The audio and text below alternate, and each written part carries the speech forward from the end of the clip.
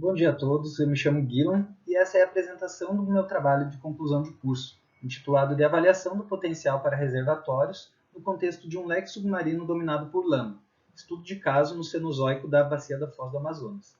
Esse trabalho foi orientado pelo professor Dr. Fernando Farias Wesley e co-orientado pelo geólogo Sérgio Francisco Leão Dias. Essa apresentação está dividida em 5 momentos. Eu começo falando da introdução, seguido do contexto geológico, materiais e métodos, resultados e, por fim, a discussão e conclusões desse trabalho. Começando pela introdução. As bacias da margem equatorial brasileira são consideradas as novas fronteiras em águas profundas e ultraprofundas para a exploração de óleo e gás. E grande parte desse interesse vem sendo despertado em virtude do sucesso exploratório do campo de Zaédios, na Guiana Francesa, e do campo de Jubilee, na Gana, sendo que ambos estão relacionados a reservatórios turbidíticos e a trapas estratigráficas, em que o fechamento da trapa ocorre devido ao pinçamento, pinch-out, de arenitos.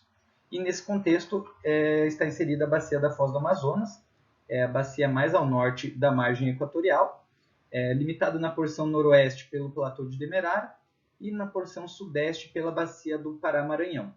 É uma região ainda carente de estudos, se comparada a outras bacias marítimas brasileiras, em especial as da margem leste, e essa carência de estudos é ainda mais evidente se olharmos para o que é regionalmente chamado de Cone do Amazonas. Trata-se de um dos maiores leques submarinos atuais do mundo, com aspectos arquitetônicos típicos de sistemas ricos em lama, desenvolvidos em margens passivas, e que evoluiu principalmente pela agradação de espessos depósitos de canais levites construídos por correntes de turbidez. É um dos análogos modernos mais importantes para o entendimento do potencial exploratório e os riscos associados a esse tipo de sistema. Por ser um leque com predomínio de sedimentos finos, o maior risco associado relaciona-se à presença ou não de potenciais reservatórios arenosos. Portanto, o principal objetivo desse trabalho é, através do mapeamento sísmico 3D, identificar possíveis reservatórios associados a sistemas deposicionais de água profunda, turbiditos, na sucessão estratigráfica correspondente ao leque submarino do Amazonas. Passando para o contexto geológico da área de estudo. A formação da bacia da Foz do Amazonas está relacionada à ruptura do supercontinente Gondwana, e a sedimentação na bacia tem início com a deposição de sedimentos clásticos de uma megasequência pré-rift, representada pela formação calçoene.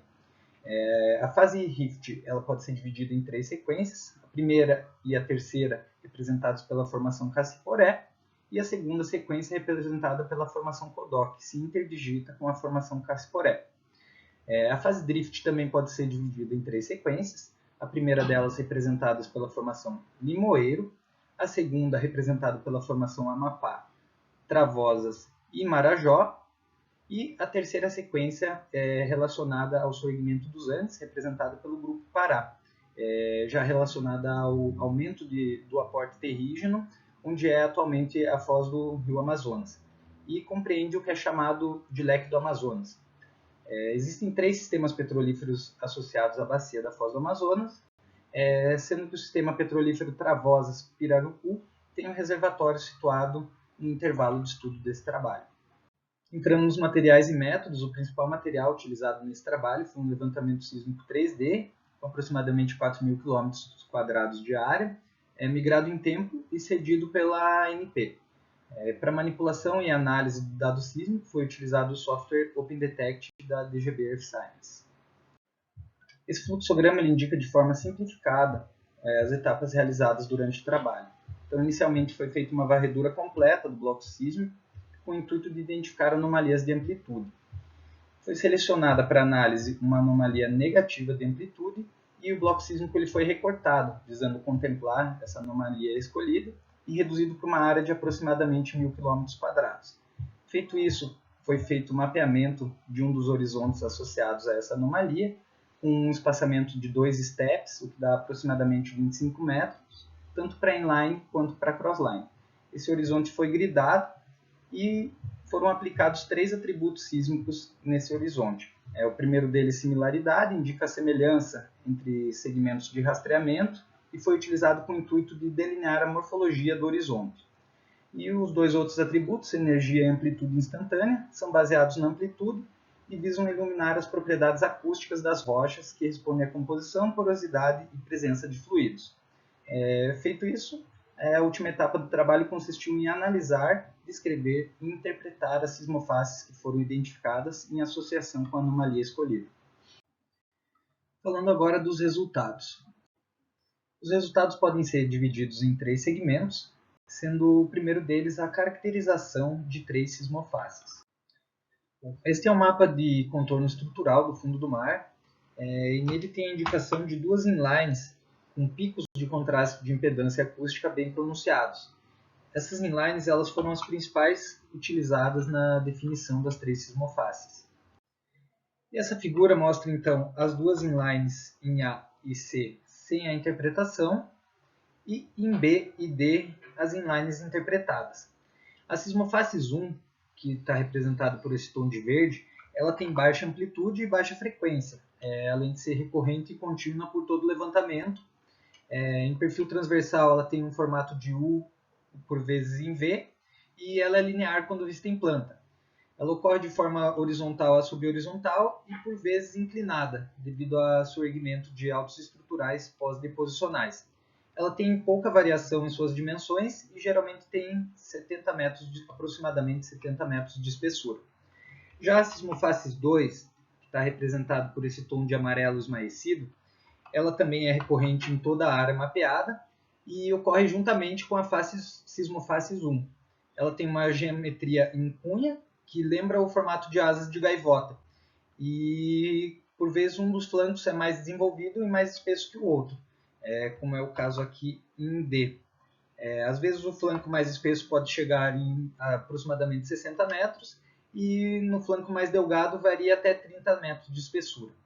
Já a sismoface 3, que está representado por esse tom de amarelo vívido, ela não é recorrente em toda a área mapeada, mas contudo quando ocorre ela é bem proeminente e de fácil identificação, devido à sua grande continuidade lateral e com contraste de impedância acústica distinto, representado por anomalias de amplitude negativa.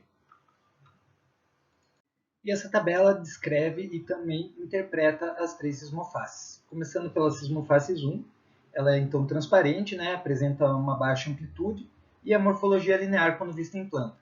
A interpretação é de que ela é o preenchimento do canal por sedimentos finos. Já a sismoface 2, ela apresenta uma alta amplitude, ela ocorre diretamente, em contato direto com a sismoface 1 e apresenta morfologia em cunha, tendo uma baixa continuidade lateral quando vista em seção transversal. A interpretação é de que são diques marginais ou levis com predomínio de litotipos arenosos. E a sismoface 3 seria um pacote de refletores de alta amplitude, com uma morfologia tabular e uma grande continuidade lateral. Ela não ocorre em toda a área estudada, mas quando ocorre é normalmente abaixo do eixo do canal. A interpretação, seguindo Damuf em 2002, é de que são sedimentos grossos depositados diretamente da desembocadura do canal ou por fluxos turbidíticos que romperam e extravasaram os levis durante o início do processo de avulsão desse canal. Bom, o segundo segmento dos resultados, então, são os Z-slices, que são cortes no eixo Z, que foram feitos na base da sismoface 1. Então, para melhor delinear e para ter uma ideia, mesmo que prévia, de como é a morfologia do sistema canal-Levy, foram feitos Z-slices, e esse é um exemplo deles, próximos à base da sismoface 1. Então, esse é o nível em que foi feito o Z-slice. Essa é a sismoface 1, representada pelo preenchimento fino do canal, e em contato direto com a sismoface 2, representada pelos levis. Esse é o resultado do corte feito, visto em planta e com o atributo similaridade aplicado, onde já é possível ter uma ideia prévia da morfologia desse canal. Prévia por quê? Porque esse é um corte feito na base da sismoface 1 em uma inline, mas pode ser que nas outras inlines a base dessa sismoface esteja mais acima ou mais abaixo. Então é uma noção prévia e o canal ele estaria entre essas linhas tracejadas em vermelho, que correspondem então à sismoface 1. O mesmo corte, na mesma perspectiva, mas agora com um atributo energia aplicado. As cores quentes elas se concentram nas margens dessa sismoface 1 e elas sugerem se tratar de litotipos arenosos. E seguindo a interpretação, são os levis desse canal. Bom, bem parecido com o mapa de energia, Esse é o mapa de amplitude instantânea, no mesmo corte e na mesma perspectiva, visto em planta, e as cores quentes também aparecendo nas margens das sismofaces 1, e sugerindo se tratar de litotipos arenosos, né? Contudo, numa perspectiva bem mais otimista se comparado ao mapa de energia. Com base então nos dados obtidos pelos Z-Slice, que mostraram de fato se tratar sobre um canal, a base da sismoface, ou melhor, o horizonte correspondente à base da sismoface 1 foi mapeado por aproximadamente 13 quilômetros, e esse horizonte está situado a cerca de 1.600 metros abaixo do mar, do fundo do mar, compreendendo a seção superior do Cenozoico. Sendo assim, pode ser considerado um dos canais distributivos associados à porção norte ao leque do Amazonas. E após o mapeamento desse horizonte, foram gerados então 4 mapas, sendo o primeiro deles um mapa de contorno estrutural do horizonte mapeado, onde as cores frias elas indicam altos e as cores quentes indicam baixos. Então aqui é possível ver, marcado por essa cor azul, um alto estrutural pós-deposicional que bascula o acamamento que hospeda as 3 sismofaces interpretadas. No mapa de similaridade, tanto a morfologia quanto a sinuosidade do canal ficam bem mais evidentes, especialmente se comparado ao mapa de contorno estrutural e ao Z-Slice com esse mesmo atributo aplicado, bem como a sismofaces 1, representada aqui pela cor preta. Com o mapa de similaridade foi possível também quantificar o índice de sinuosidade desse canal, que é a razão entre a distância linear do canal pela distância entre os dois extremos desse canal. O resultado foi 1,07, o que enquadra esse canal como sendo um canal retilíneo.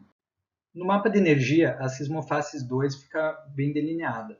Ela tem como característica principal uma anomalia negativa de amplitude, e ela aparece de forma alongada em ambas as margens da sismofaces 1. Ela é representada por cores quentes e sugere se tratar então dos litotipos arenosos.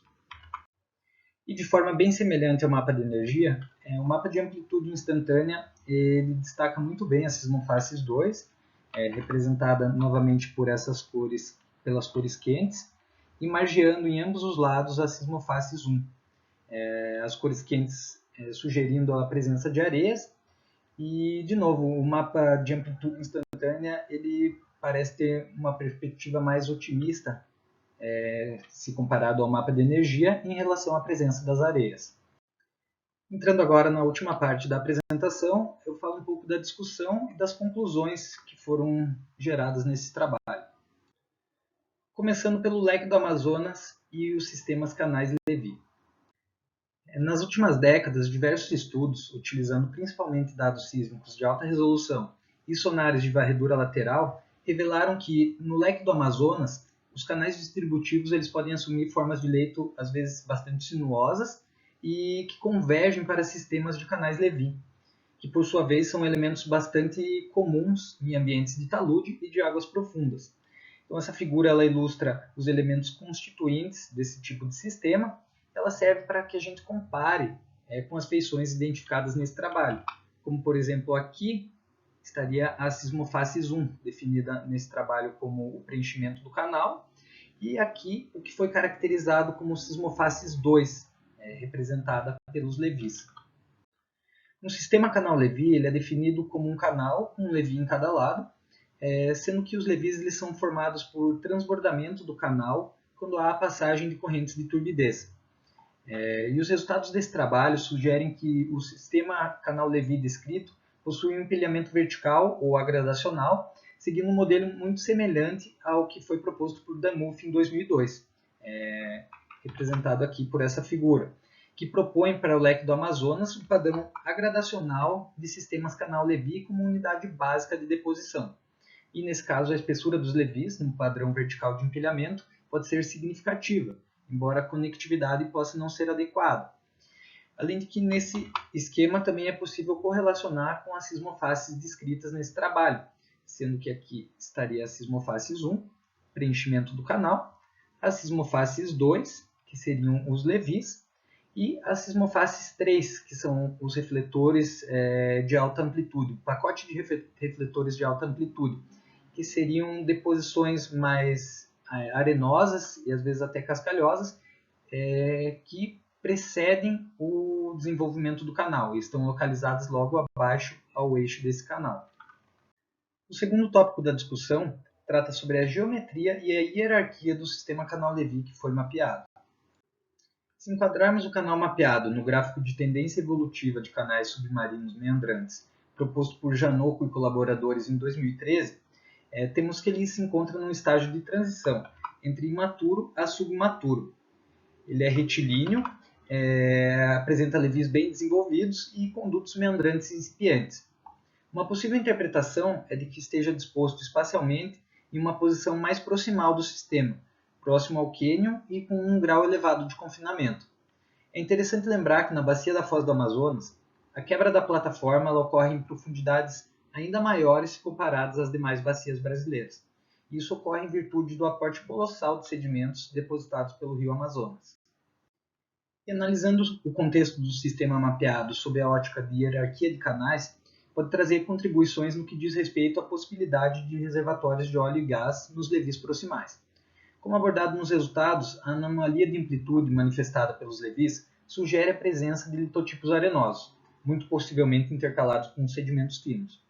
Seguindo esse esquema de hierarquia de canais proposto por Sprague e colaboradores, e o esquema de hierarquia estratigráfica utilizado por Abreu e colaboradores, pelas dimensões encontradas, o canal mapeado ele estaria no primeiro nível da hierarquia. Contudo, ele pode fazer parte de um complexo de canais ou até mesmo de um sistema de canais, onde múltiplos canais são empilhados em padrões que podem ser verticais ou horizontais. E o último tópico da discussão é analisar o canal mapeado levando em conta aspectos de reservatório. Os depósitos de Levy e Overbank eles podem assumir um papel bastante importante no âmbito de reservatórios de óleo e gás. Por mais que os levis eles sejam normalmente uma intercalação heterolítica de areia e lama, formando potencialmente reservatórios de baixa conectividade vertical, eles podem ser interessantes se considerados como reservatórios secundários. E há exemplos de reservatórios em depósitos de Levy e Overbank no Golfo do México, em que estudos indicam uma alta taxa de produção inicial, seguida de um declínio rápido e, por fim, persistem e se estabilizam com taxas de produção menores. Tendo isso em mente, muitas bacias onde ocorrem sistemas de canais Levy, e como foi mencionado anteriormente, são elementos bastante comuns em ambientes de talude de água profunda, elas podem ter sido subestimadas, levando em consideração que o grande interesse e a maior parte dos estudos eles têm como objetivo principal o preenchimento do canal e os lobos. Uma perspectiva de produção seria a realização de poços inclinados ou horizontais que intersectassem as faces finamente acamadadas dos levis e os depósitos de preenchimento do canal. Teriam maior área de superfície e melhor comunicação entre esses dois elementos. E no que diz respeito ao mecanismo de trapeamento, o próprio pinch-out lateral das camadas dos levis pode formar trapa estratigráfica efetiva, ainda mais se o preenchimento do canal for lamoso, que atuaria como um selo lateral. No caso estudado, a presença de um alto estrutural, representado pela essa cor azul, pós-deposicional, pode ainda criar uma condição de trapeamento misto ou combinado, uma vez que o levi da margem esquerda do canal, representado pelas cores quentes nessa figura aqui, sofre acunhamento mergulho acima. Partindo para a última parte dessa apresentação, que são as conclusões, temos que os sistemas do tipo canal Levy com levis arenosos são potenciais reservatórios na sucessão cenozoica do leque submarino do Amazonas. Altos estruturais associados a grandes movimentos gravitacionais de massa no leque do Amazonas podem criar condições de trapeamento misto. Estudos de mais detalhe, como o mapeamento sísmico de canais Levy, tornam-se necessários a fim de compreender a significância exploratória desse tipo de sistema. Os reservatórios finamente acamadados, fin-bedded reservoir, são encontrados em muitas bacias pelo globo, que podem ter sido subestimadas, mas são explorados de forma principal ou secundária em poucos campos ao redor do mundo. E por fim, reservatórios em Levy podem ser considerados como complementares, como alvos secundários na exploração de hidrocarbonetos, num cenário de exploração dos levis juntamente às areias que preenchem os canais. Essas foram as referências utilizadas nessa apresentação. Finalizo agradecendo ao LABAP pela infraestrutura e pelo acolhimento, a UFPR pelo investimento durante todos os anos de graduação, a ANP por disponibilizar o levantamento sísmico, a Petrobras, esse TCC é vinculado ao projeto Trapas, e a DGB Earth Science por disponibilizar o software OpenDetect. Muito obrigado pela atenção e eu fico à disposição para críticas, comentários e eventuais dúvidas.